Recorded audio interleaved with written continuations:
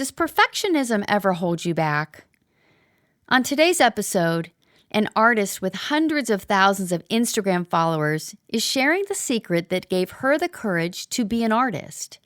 She's also telling us how she reframed her lifelong relationship with perfectionism. Have you ever felt there's something more you're supposed to be doing with your life, but you're not sure what? Welcome to She Made It, the podcast that uncovers the journey to living a life that feels more like you. So Clara, first of all, welcome to this episode. I'm so glad to be connecting with you about this particular guest because you discovered her on, what was it, TikTok? Yeah, it was on TikTok. I was just scrolling and I saw this beautiful watercolor painting video, which drew me in because of watercolor, of course. But then she started talking about perfectionism and art and creativity and what art has taught her about perfectionism. I was totally hooked. I watched so many of her videos and I thought, wow, how amazing would it be to have her as a guest on She Made It? And here we are. Yeah. And she's, the conversation that I had with her is so sweet. She's such an incredible person. But it got me thinking about, okay, so how perfectionistic am I? And I want to ask you that question. Would you call yourself a perfectionist? Yeah, I definitely would. Would you? Well, yeah. I think that there's what I learned is that there's kind of levels of perfectionism. And as I've shared with listeners before, because I'm totally into the Enneagram and thinking that I was an Enneagram 1, which is almost labeled the perfectionist. Yeah, and I think some people have a stronger inner critic than others. But what about you? And how have you I know over quarantine you really kind of delved into some art and creativity that challenged your perfectionism. Yeah, I think perfectionism's most devious way of interrupting my life is making me not even want to start things because I don't think I'm ready or don't think that they'll be perfect, which is hilarious and so silly because if you never start, you're never going to get better. But watercolor has been good for me. One, because it's wet for an amount of time. And then if I make a mistake, I can just take a little paper towel and blot it up. I'm sure that that's not actually good technique, but it's really helpful that I can kind of undo things. And also that it's allowed to be fluid. Have you found that your art has helped you with perfectionistic tendencies at all? Yeah. I mean, first of all, coming from the performing arts where there's a lot of precision, there's choreography, blocking that is imposed on you, even though there's sort of wiggle room within that. But when I moved into more of the visual art, I very intentionally didn't take a class. I didn't try to learn the basics. I dove right into intuitive painting, abstract painting, because I knew that I had to break all the rules or I wouldn't start, just like you. Yeah, I love that. And then with mixed media and abstract, it just allows you to kind of go wherever your heart takes you. And it's the same thing where if you don't like it, you just cover it up. Completely. Yeah. So I do a lot of covering, the mixed media and even the abstract art because I'm going through, I am taking a course. It's just not a course on, I don't know, technique. It's really more a course on expressing myself on the canvas. But it's different. It's layer upon layer. And I think one of them has probably 30 layers because Wow. I just keep covering it up. Right. And that's the freedom. Totally. Well, I know that our guest Kolbie's career had lots of different iterations. Do you want to share a little bit about where she started? Yeah. In fact, she fascinatingly started in the White House. She had an internship as a writer and editor under Obama. She then ended up working there for a couple years. She's going to share about that, but she had a fascinating job while working at the White House. But through a series of events, she quit her 9-to-5 job because she wanted to pursue her life as a creative entrepreneur, as a fine artist and an online art educator. So she is known as This Writing Desk on Instagram, and she teaches her followers to embrace imperfection, fuel creativity, and paint watercolor landscapes. I'm so excited to hear this. Yay.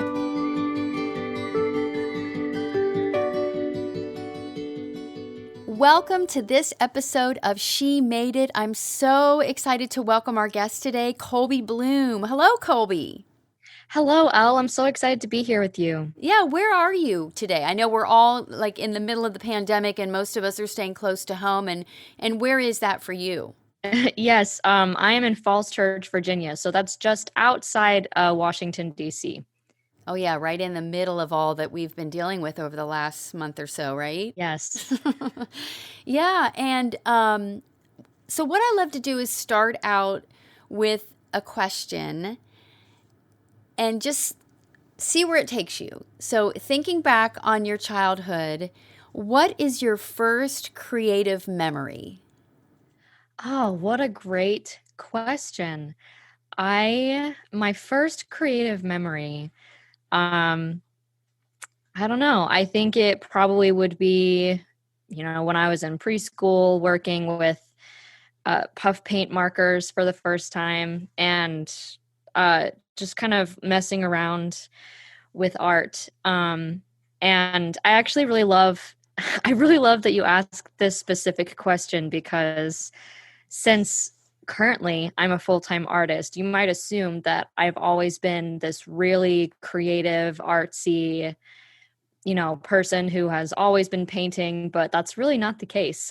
um, I remember loving art and loving creativity from a very young age, but by the time I was maybe 10 years old, I took in school there was a program called, I think it was called Meet the Masters or something, but there was a program where a parent came in to do art with all of the students, and it was focused on teaching about very famous artists, so like Van Gogh and Monet and Renoir, and the we were supposed to recreate some of those most famous Oh my paintings, goodness. No pressure, huh? right?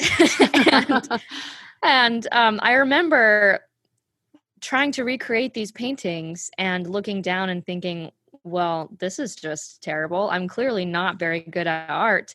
And so I stopped doing it. And I don't know if that was exactly why, but I do know that about when I was 10, I wasn't practicing art very much. I leaned more toward other creative outlets. And it's funny because later, when I was in college, I came across a study that mentioned, the findings of the study mentioned a lot of adults or a lot of people stop doing creative things, specifically start doing artistic things when they're about 10, because that's when they tell themselves they're not good at it anymore. That's so And interesting. Yeah. I know, right? And it just so resonated with me and reflected basically my life because that's exactly why it happened. And it wasn't this whole big drama of, me shutting out art for the rest of my life. It was more like this inner thought that said, oh, well, you're never going to be any good at it, so why keep going? Mm-hmm. And it wasn't until I was in my mid 20s that I finally picked art back up again. And it was because I looked at all of these Instagram videos, people doing calligraphy, and I just thought, man, that looks so cool. I really wish that I could do that, because for most of my life up until that point, I had said, oh, well, yeah, art's a very cool thing, but, I'm not good at it. So that's good for other people, but not for me. But at this point in my life, I made the mindset shift of, well, why can't I do that? I bet I could try.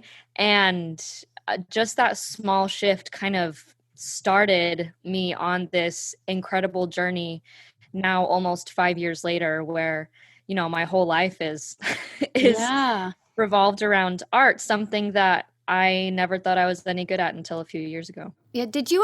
Are you familiar? And I bring this up a lot because I love Glennon Doyle. Are you familiar with her? Oh, I love Glennon Doyle. Yeah. Well, her most recent book, Untamed, which the timing, it came out right when we were all shut down Yep.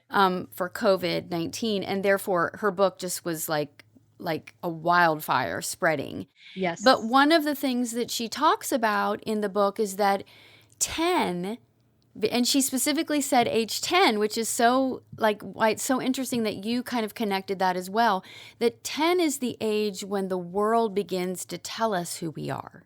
Yes. And even though you were looking at the art of the masters, you were really judging yourself, but yet there was this expectation to replicate the masters in this little, elementary school art class. And so, yeah, so the level of what you were expecting of yourself compared to what the world expected was super high. I also love how you talk about, you have said that you prided yourself on being a capital P perfectionist, that you thought that was a strength that set you apart and gave you a setup for success. Yeah, from a very young age, I think at honestly, about 10, I knew that I wanted to be successful. And it's funny that you just bring this up because I read Untamed in like a day because I loved it so much. Yep. And so many things that Glennon Doyle talked about resonated with me. And that in particular was one of them. Mm-hmm. And which, by the way, I recommend going back and reading it again because I did the same thing. I zipped through it and then I thought, okay, I have to digest this a little bit more slowly. And boy, did I get so many new, different, deeper things the second time. And because it's in essays, you can kind of like really take it at its own pace. So just a little side note, I encourage you to do it. What a great recommendation. I should definitely do that again. Yeah. But yes, so when I was about 10, I think is when I realized how much people expected of me. I was highly praised as a child, I think because I just kind of was good at a lot of things and I was brave at things. I always wanted to try new things. And so I got a lot of praise and a lot of compliments from my parents and from other adults. And so from a very young age, I learned to lean on praise as a way to like build up my sense of self, to build up my self-esteem. And at least those are the words that I'm giving it now after, years and time to process through all of this. But I thought that being a perfectionist meant that I was just trying to pursue progress relentlessly. That being a perfectionist meant I was in pursuit of excellence and I wasn't going to settle for anything less. And that sounds like a good thing. It does. It does sound like a good thing. But right now, I'm at least looking back on my life and looking back on that badge, that, like you said, capital P perfectionist badge that I had on myself. Once I peeled back all of the layers, I was telling myself it was because I wanted to pursue excellence. But in reality, it's because I was desperately trying to build up a sense of identity that was based in other people's perceptions of me. And I know that that's true because by being a perfectionist, I was not leaning on my own desires. I was not willing to actually do the hard work of making progress myself. I was only doing things so that other people would lift me up with, their praise and their adulation and telling me all of the good things that I was doing. I was making choices specifically so that I would get more of that validation. And that's because underneath, I was so insecure because with the perfectionism came so much fear that everybody would find out that actually I'm not as good as they thought that I was. And I just have been working through, like so many people, working through a lifetime of imposter syndrome and feeling like a fraud. From, like I said, from a young age, I had so many adults telling me, wow, you work so hard. You do so many good things. You are just succeeding in all of these activities that you do.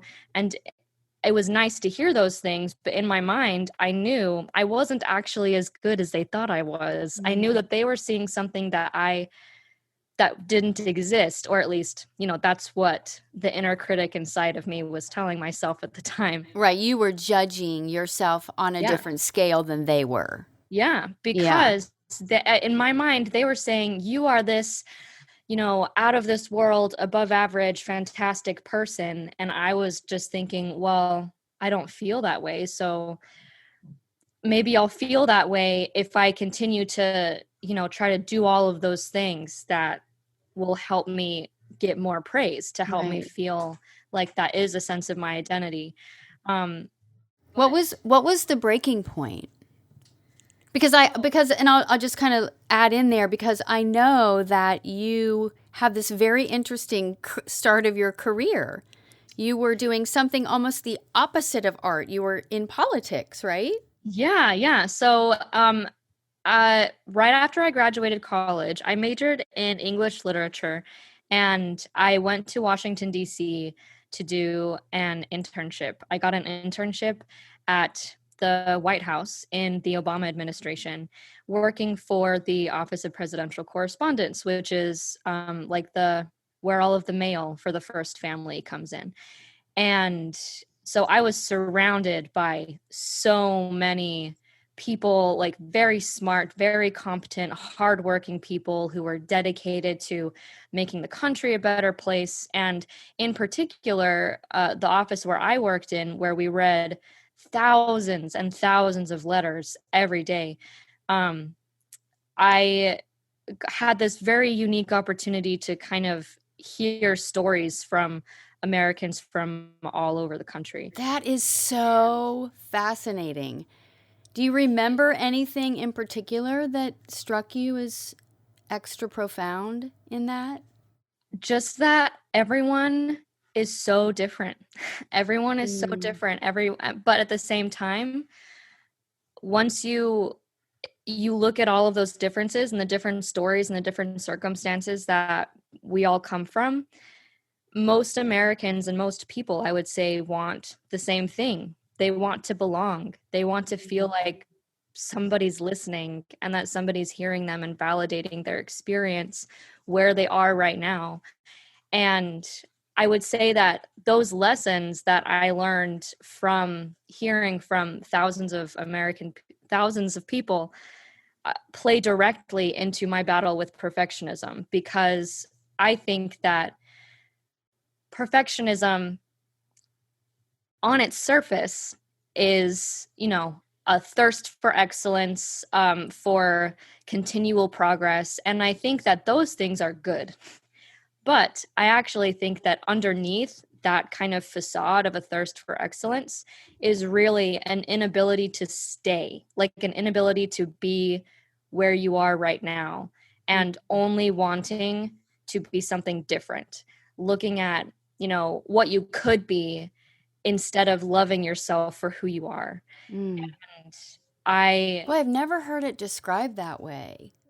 yeah, I've been thinking a lot about this, which is why I've been posting a lot about it on Instagram and on TikTok, just because I think that perfectionism is such a misunderstood term. I think that a lot of people like me had that capital P perfectionist badge because it meant that I separated myself from the pack by saying, well, no, I'm a perfectionist and I'm never going to settle. But that idea, like the idea of equating never settling with let me see how to rephrase this. I think that loving yourself and loving who you are right now doesn't have to be settling. And in fact, loving yourself for who you are is exactly what's going to tap into the power of your story to become better, and not even better, but to just become a more whole person who is capable of doing bigger things than you could have ever imagined. But in order to do that, I think, and to have the happiness and joy that comes from belonging and loving yourself, you have to be messy. You have to stay awkward, and you have to be in that messy middle in order to really find that sense of belonging. And it's hard. It's really, really hard. Perfectionism won't have any of that. Perfectionism wants to go as far away as possible from being a messy human, right? Mm-hmm. That's the whole point. And that's why a few years ago, I realized, oh, my perfectionism is holding me back, because my perfectionism constantly has me running away from where I am right now. Mm-hmm. And when I took a minute to stop and really like listen to myself, this is something that Glennon Doyle talks about in Untamed. Like when you listen to yourself, I can't remember what she calls it now, but her knowing, I think, capital K, Mm-hmm. her knowing. Yeah.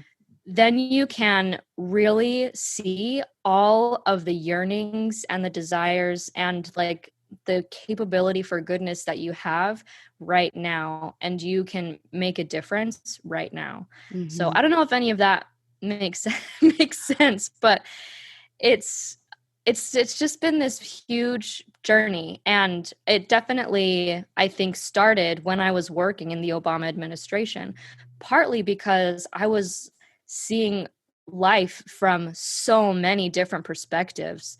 It was one of the most unique and amazing opportunities I think I'll ever have in my life. And I had it so young. And Yeah. I think that was really important. I started working there just in my early 20s. And I was only there for 3 years, but Mm-hmm. at the same time, all of those stories that I was reading, you know, people struggling with student loans, people struggling with police community relations and police brutality, people struggling with their families and with feeling discriminated against and just feeling sad about the way that the world is, but also feeling happy and so excited and sharing little moments. It was everything. Like all of the experiences came to Yeah. our office. So what happened with the letters? So you were part of the team to read them, and I mean, I don't know if you're allowed to share with us like what happens behind the curtain, but did they go to the president? So President Obama kind of, I mean, maybe not famously, but kind of famously read 10 letters every day. Mm-hmm. That was from day one in his office. He decided he wanted to read um, 10 constituent letters every day. And so that was his sample of Daily Mail. My boss is the one who decided to send those over to him, and who picked which letters that he would read. And then, yeah, they would just go through the process in our office. I mean, he received tens of thousands of letters every week. So Wow. it was a lot, but Was it heavy? Was it heavy on your heart? Like, was that hard? sometimes, I think that sometimes it was. It's always heavy to hear that life is challenging, because it is. And it's always heavy to hear life is challenging in ways that you have never even begun to experience. And that was definitely an experience that I had, because, you know, I'm a middle class white girl from Utah. So I kind of lived in a bubble my whole life, and moving to DC and being thrown into all of these different stories from all walks of life was heavy, but it was also so joyful. People Mm-hmm. wrote to President Obama about so many different things, and a lot of it was really happy, just sharing all of the happiness that they were experiencing and all of the progress that they made. And I think that is one of the things that's so important. And that perfectionism, just kind of taking it back to this discussion, is perfectionism says there's only ever progress. There's only ever what's ahead. And I think that that's not what being human is, right? Being human is wanting to tap into your potential and always wanting to see what else is out there. But it's also taking a minute to realize that right now is pretty great in some ways. There's Mm-hmm. always something you can look at that and learn from right now. And it's hard. It's uncomfortable to sit with both of those things. It's uncomfortable to sit with the idea that there is this deep heaviness, there's inequality and injustice and just so many really tragic things happening. But there's also getting to see my son laugh for the first time. There's also having somebody on Instagram tell me that it's like I read their mind and they finally have the courage to pick up watercolor for the first time in 20 years. Yeah. There's, there's just all of these emotions can exist at the same time. And I think that is one of the reasons why I decided to take off my perfectionist badge, because it is way more complicated than there's just always striving for excellence. Yeah. And is that sort of when you say, because I think I read on your website that you said that sometimes the plan is exactly the thing stopping you from discovering your endless creative potential. Yeah. Yeah, that is that kind of goes into another facet of this whole conversation that I was thinking about too, when comparing creativity with perfectionism. So the reason I got to that idea is kind of, we'll start with my career path. So I worked in the Obama administration for 3 years, and I was planning to, I was an appointee, a political appointee. So that means that when he left office, I also had to leave that job. And I got a job at a nonprofit doing media relations and communications. And I was planning to either continue doing nonprofit work or maybe going into speech writing, but generally staying in the political communications area. Or another idea that I had was to go back to school, get a PhD in literature, and become a university professor. Both of those things were really fascinating to me. And those were kind of the two things that I wanted to do. And then I found calligraphy and watercolor, and it kind of took me by complete surprise how much my heart loved it, how much it seemed like I was yearning for it without even knowing. Oh, I love that. And you talked earlier about how you started noticing people doing that, and you used the word delight, how much it delighted you. And then you opened up this willingness. You talked about this willingness to try, and I just love how you're just connecting to your heart now. How perfectionism is often in our head, and all of a sudden now your heart is guiding. Yes. Yeah. I think that one other thing that perfectionism does is it assigns kind of arbitrary metrics for success, right? Perfectionism says that this is the way that things are. This is the way that successful people look. This is the path that successful people take. If you want to be successful, this is the path that you have to take. And in my mind, if I was going to be a really successful person, at least as far as what other people were telling me and what I was looking at, what other people were doing, it was stay in politics or go and get a PhD so that you can have those credentials and do all of those things that are What everybody else says you should do. The shoulds. right. Yeah. That will get you a lot of praise. That will get you a lot of, oh, wow, that's really cool. Or, oh, wow, you're so smart and competent and doing all of these really cool things. But I just think that that's a lie.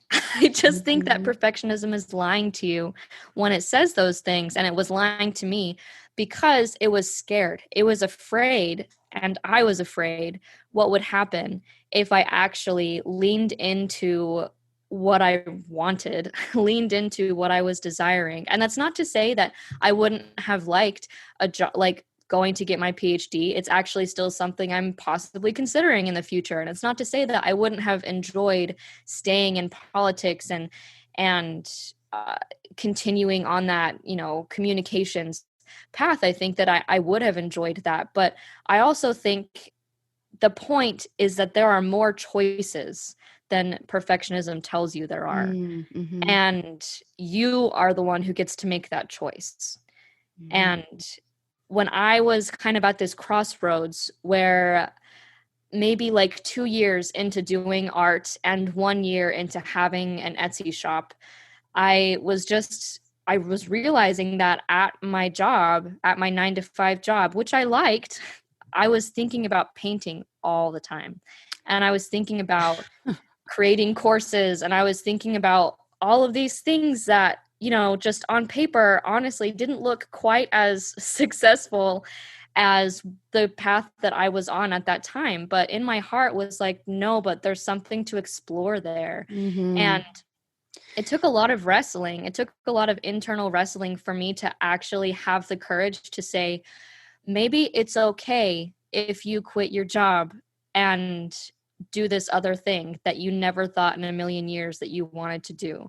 And maybe there's actually so much you can learn from this path.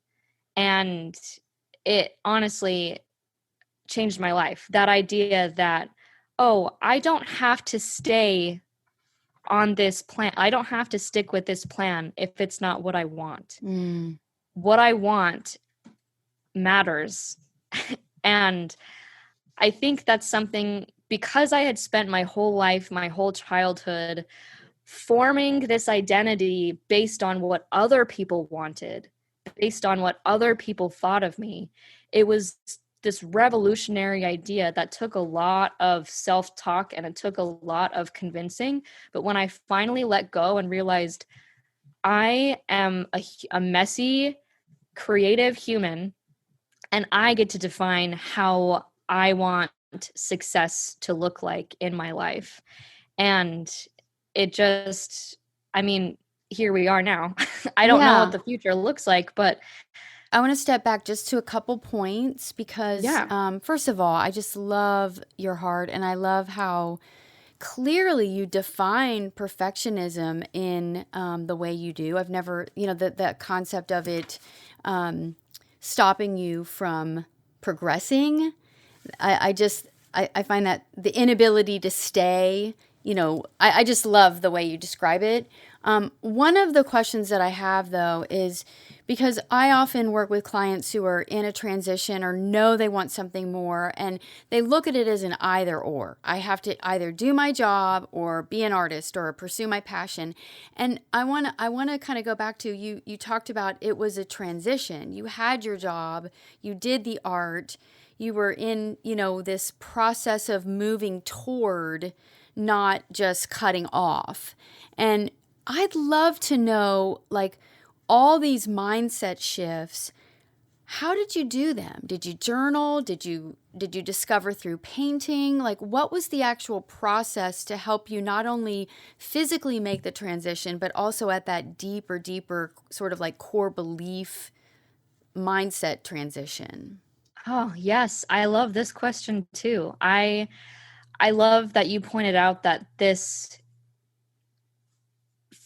journey of going from the either or to it's a transition. It is. It's subtle, and it takes work to really let your heart believe that it can have what it wants. And it probably took me at least a few years. Honestly, I'm still not even there. I feel like I'm doing this kind of work every day, but um, I I listen to a lot of podcasts. Mm-hmm. I also do a lot. When I hear a concept like this for the first time, I like to go on walks and listen to music and just like mull it over in my head. And then I do a lot of journaling also. Mm-hmm. And then at the time, so it's walking and a lot of thinking in environments that allow my mind to kind of wander. Mm-hmm. And I was also really fortunate and um, excited at that time to be in the social media space where I was constantly having conversations like this. So I think a lot of these mindset shifts happened as I was trying to write Instagram captions, as I was trying to engage with people. It's kind of funny the way that it happens with writing, and when you're in conversations, sometimes you don't even know you have an idea until you start writing, until you start trying to put it into some kind of tangible, you know, way that other people can see it. And once you're in the middle of it, then you stumble upon exactly the shift that you needed. At least that's how it was for me. Mm-hmm. Once I kind of realized, oh, I'm not sure perfectionism is exactly what I want.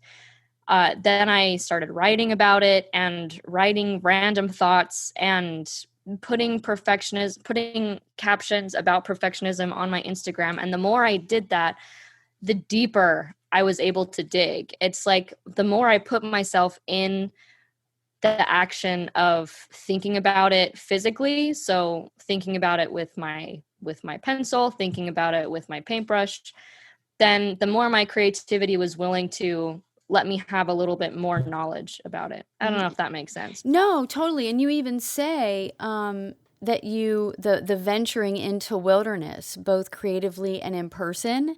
And then you talk about the walking and being in nature. And there's almost like a little path that I could point out. Like there's that input, the podcast, the just kind of taking the word, the concept, the belief, and really allowing it to process through walking and music. And I call it meandering. I think it's there's like a meditative walk, and then there's the output of it. There's you're processing through journaling, through conversation, through but that it's always like churning through you, and you described it as then the layers get deeper and deeper, but it's sticking with it. Absolutely. I think that's one of my favorite parts about creativity just in general. So, like, not only allowing these kind of transformative mindset shifts to happen, but also creative breakthroughs to happen. That's the process that I go through on a personal level, but also on an artistic level. I think, inspiration doesn't just like fall upon you like a lightning bolt, at least not often. That's one of my, I don't know if you've heard of the Artist's Way, the book by Julia Cameron, but she talks about creativity and how, yes, I would be surprised if you hadn't, but she talks about creativity like it's a practice. And I think that when I thought about not only creativity, but like my life, like my personal progress as a practice, that's something that I do every day, not because I'm trying to run away from myself, but because I'm trying to discover more parts of myself every day. It changed the way that I think about life, basically, because the more you get in the middle of it, the more you put yourself in the way of creativity, of philosophical thoughts, of these kind of revolutionary ideas, even when you have no idea what the heck you're doing, the more you just kind of thrust yourself into that world and say, okay, well, I know that I can figure it out, or I know that I'm going to learn something, I think is a better way to think about it. The more you trust that your curiosity will lead you to infinite discoveries, the more you realize your potential is just like so greater than you could ever imagined. But you have to have the courage to do it. You have to have the courage to take a step without knowing exactly where it's going to go. And like you pointed out, sometimes that doesn't mean, okay, well, I'm going to go quit my job now. No, sometimes that means taking a step into like imagining what you need to think about and how you need to change and what you can learn from right now that can help you get a little bit closer to your goal. Yeah, and paying attention. You talked about paying attention to, while you're at work, what is swirling in your mind, what keeps coming up, what are you desiring to be doing, and not ignoring that, taking that as the little messages to guide you toward that true fulfillment and purpose. I do have a question though. So I, first of all, I really appreciate the bringing in the Artist's Way, because I'm a huge fan. But I also, have you ever read Elizabeth Gilbert's Big Magic? I have not finished the whole book, but I'm familiar with her work. Yeah. Yeah, because she has this really cool take on creative inspiration. Yes. Yep. Yeah, that it does come, but when it does, you better pay attention, because if you don't use that spark of inspiration, it's going to leave and go to somebody else. So paying attention is so important, and that going in, like you talk about.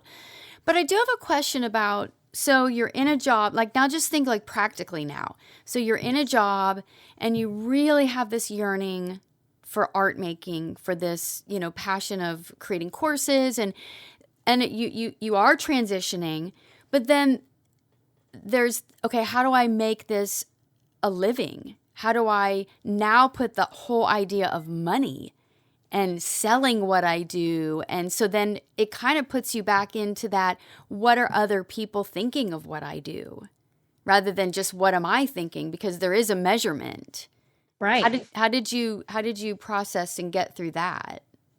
Well, I love that you talk about this too. I actually have a course that's called The Online Artist, that's all about how to take your why, like how to start with your why and why you're doing what you do, and use it to attract the kind of people that will help you actually build a business, right? Use your purpose to attract your dream customers.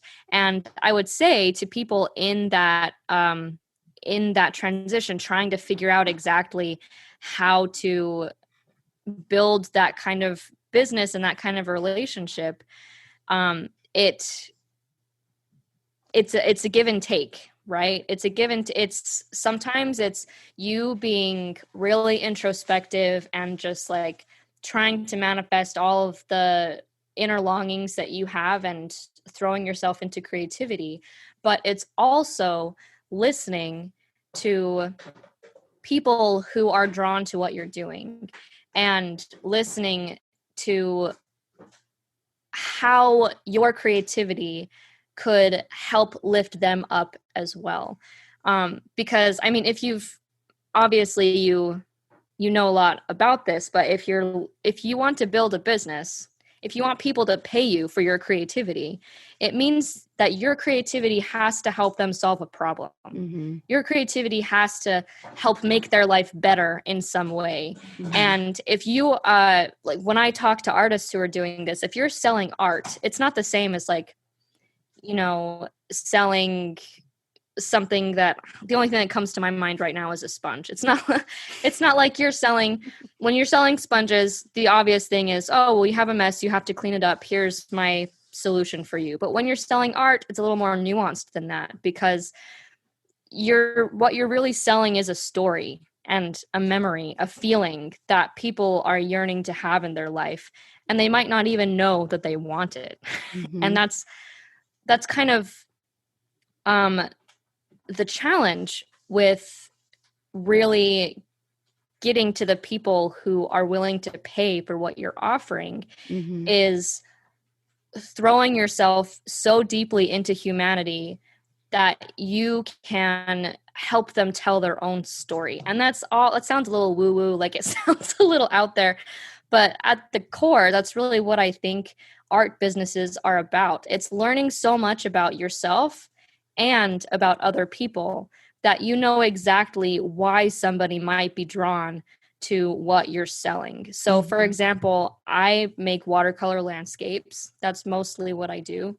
But I don't just sell watercolor landscapes. When I make landscapes and when I try to get customers to purchase my art, what I'm really doing is tapping into their thirst for wilderness. I'm really tapping into their deep longing to tap into an imperfect power, to have their imperfections actually be what grounds them and makes them capable of doing things far greater than they can imagine. And I know that like the connection between nature and those ideas might not seem related, but for me and for my dream customers, they are. Because when people are in nature, I think it has the power to lift them up and feel more expansive than they have ever felt before.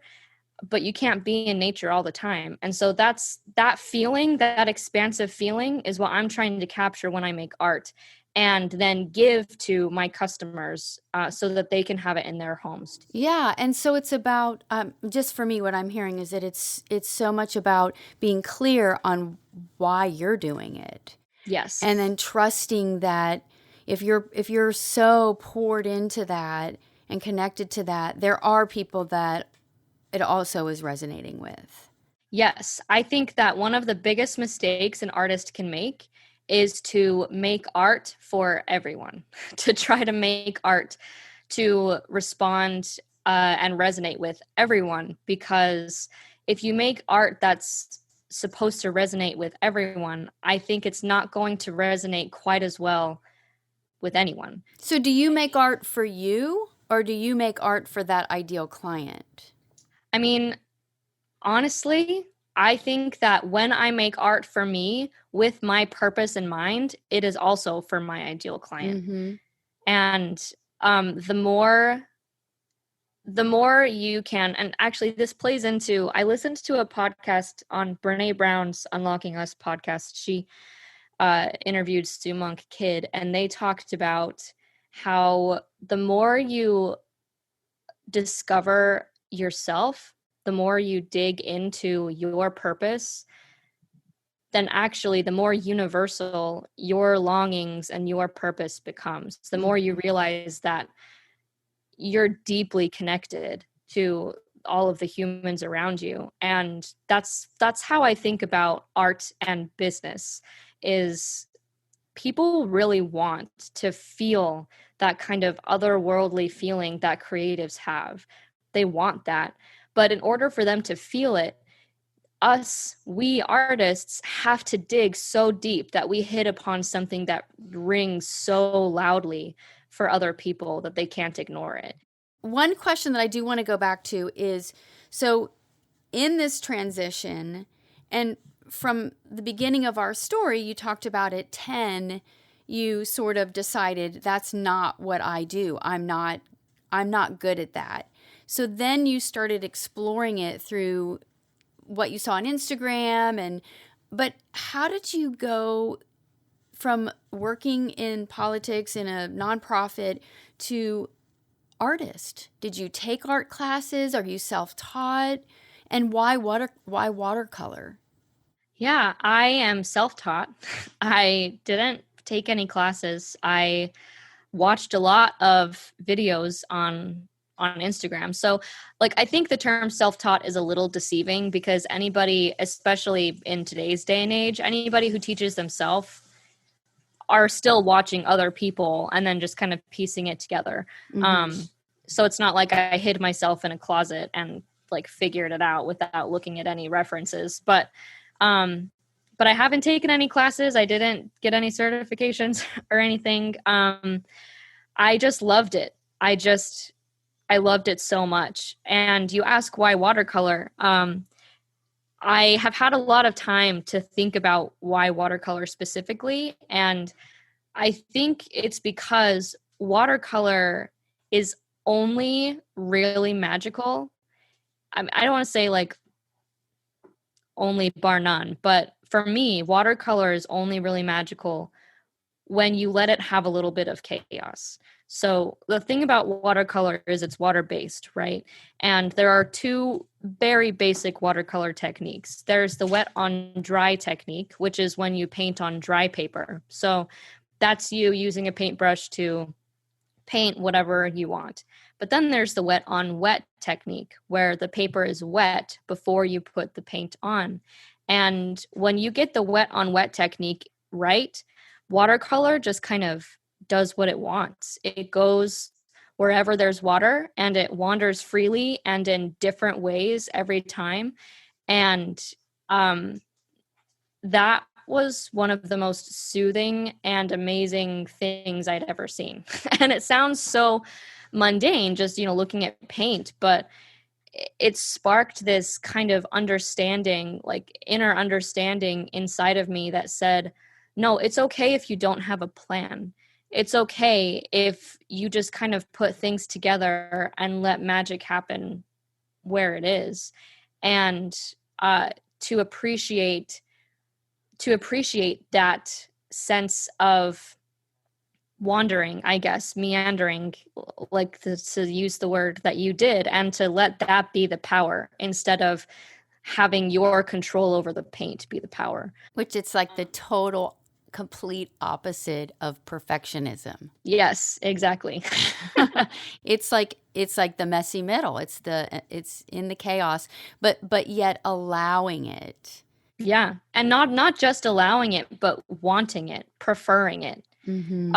That's one really powerful shift that I had too, because I think that you can't go straight from perfectionist to, rejecting perfectionism completely. It's more of a transition. You kind of have to go from I'm a perfectionist and I need control all the time to that middle step of no, it's okay to let go of perfection. It's okay to not be perfect. It's okay. I am enough as I am right now. And I think that's a really common space where people are. They love the phrase, I am enough where I am right now.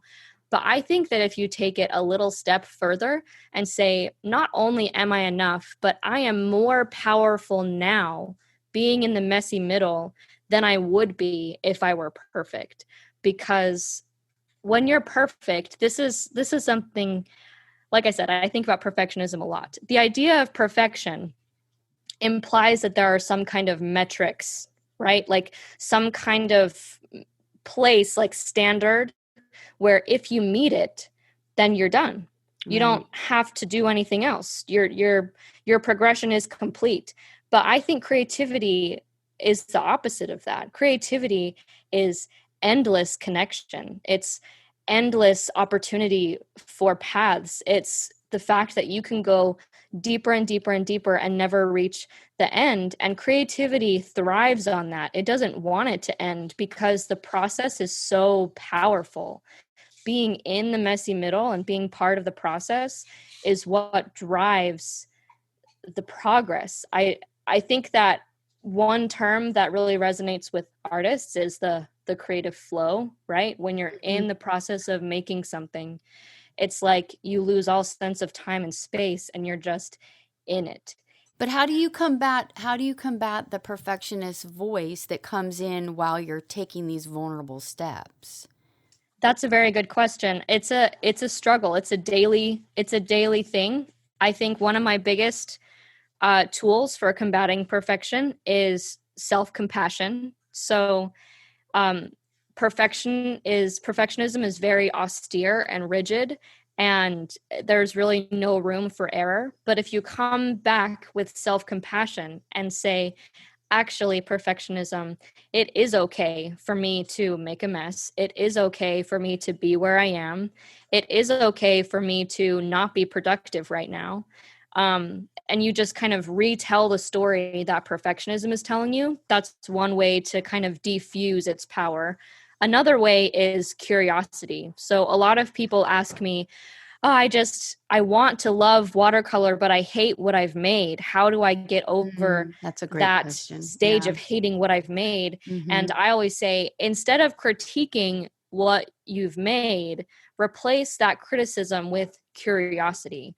So instead of saying, oh man, this is just so terrible, it looks so bad, look at all of the ways that I've messed up, instead say, I wonder what I can learn from this. I wonder what would happen if I put the paint down this way. I wonder what would happen if I used this brush or this color.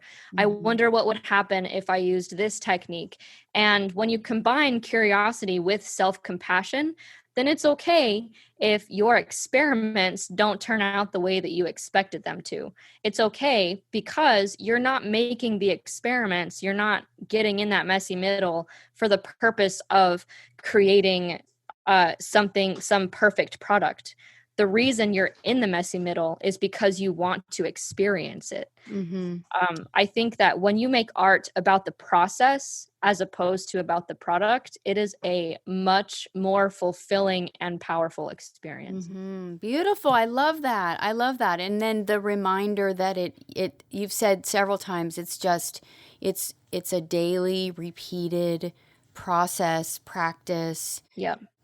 changing the stories in your head rather than, replacing the critic with the curiosity. I love that. I'd like to ask one more question as we wrap. So if there's someone that wants to dabble in art or something else that feels totally new, how do they start?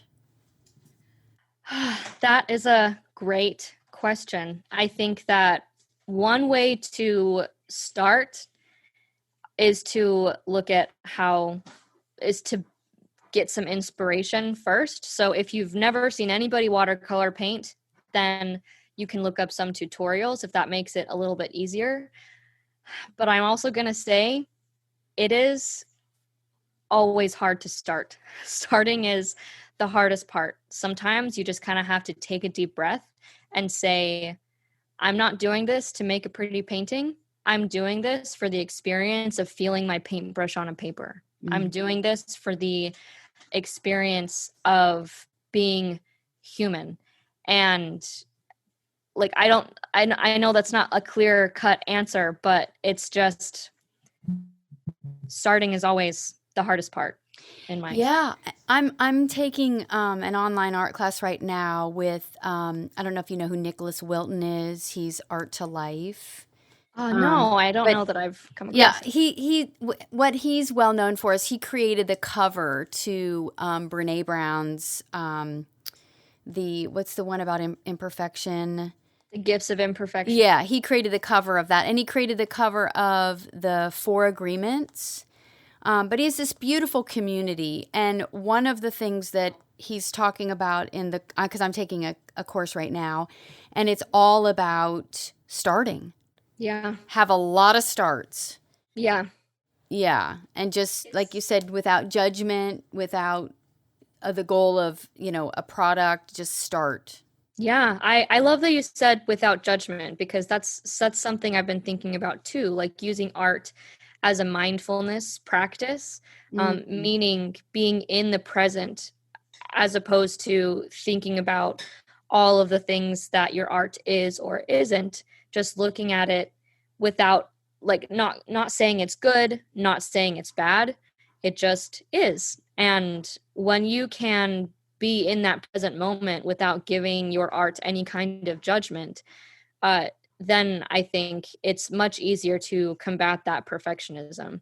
And it's a great way to return to what is it that you love, and sort of that childlike playfulness that art can bring to that rediscovery of self almost. So Yes, absolutely. yeah. Well, Kolbie, I have so enjoyed our conversation. So enjoyed. I have also donned the capital P perfectionist badge in my life, and I have doing my best daily to shed it. But what I'd love to end our conversation with is, where can people find you? If they want to learn more, follow you, maybe even about your course or your book, what's the best way for them to reach out? Yes, so you can find, I'm most active on Instagram. My handle is This Writing Desk, but I'm also on TikTok and Pinterest, and you can also head to my website, thiswritingdesk.com. We were talking a little bit about this before, Elle, but a lot of people get my name a little bit wrong because they think it's The Writing Desk or anyway, but there's just a story, which is why I'm saying this. There's a story behind This Writing Desk. Do you want to tell it? Do you want to share it? Yes, I'm going to. Sorry. Yeah. When I was coming up with an Instagram handle, so in 2015 or 2016, I don't remember, I decided I wanted to get in the calligraphy community and start an art account. And I was thinking about what I wanted to name myself. And I'm a big literature buff, and I love Alice in Wonderland. And so I was going to do The Writing Desk because I felt like it was a good way to combine art with writing, two things that I really love, because you can make a lot of things at a writing desk, right? And So I went to go make the handle, but the writing desk was already taken by somebody who hadn't used Instagram in 3 years. Isn't that frustrating? It's Oh. so frustrating. I know. So I decided to do this writing desk because I know that for Instagram handles, you put an @ symbol in front of it. And I thought, oh, it could be like, at this writing desk, I'm making, Oh, I X, love it. Y, Z. And Yeah. I just never changed it because it felt like me. I considered changing my business name to something a couple years ago because I don't know how practical this writing desk is, but I haven't. I still really love it. So And that's what matters, right? And like you said, if you love it, those that resonate with it will find you no matter what. Yep, exactly. Before I'm going to mention one thing though, I actually recently just published a book.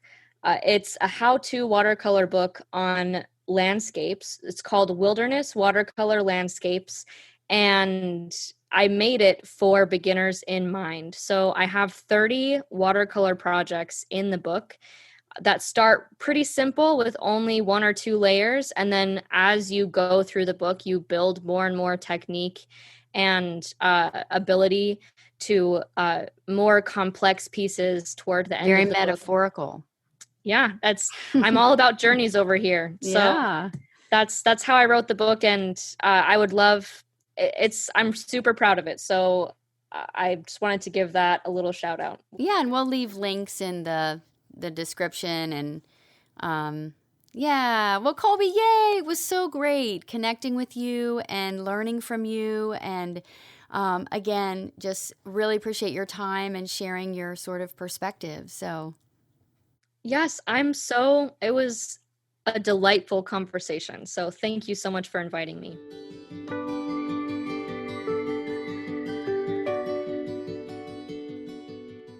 So, Clara, I'm really, really curious to know, now that you are sort of seeing behind the curtain of the TikTok followers and the Instagram, sort of her expression that way on social media. I'm so curious to know now what you think and what your sort of view of perfectionism is after listening to Kolbie.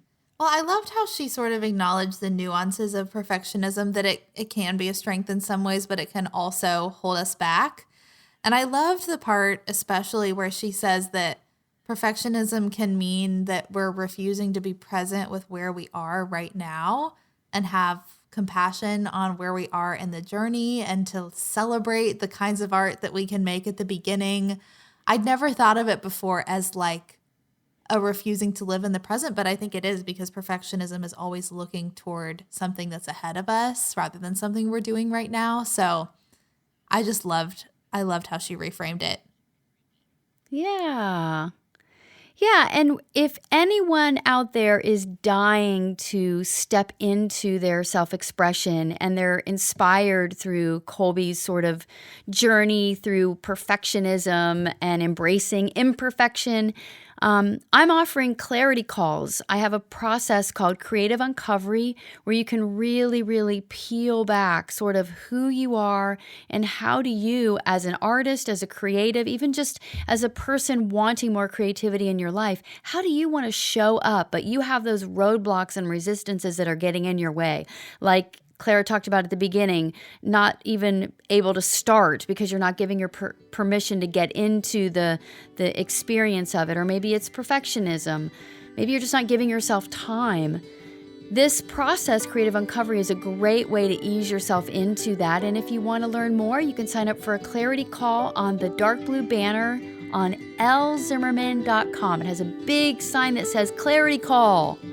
Yes, so thank you so much for joining us for this episode of She Made It. Thanks to Kolbie for being our guest, and we can't wait to see you again on the next episode.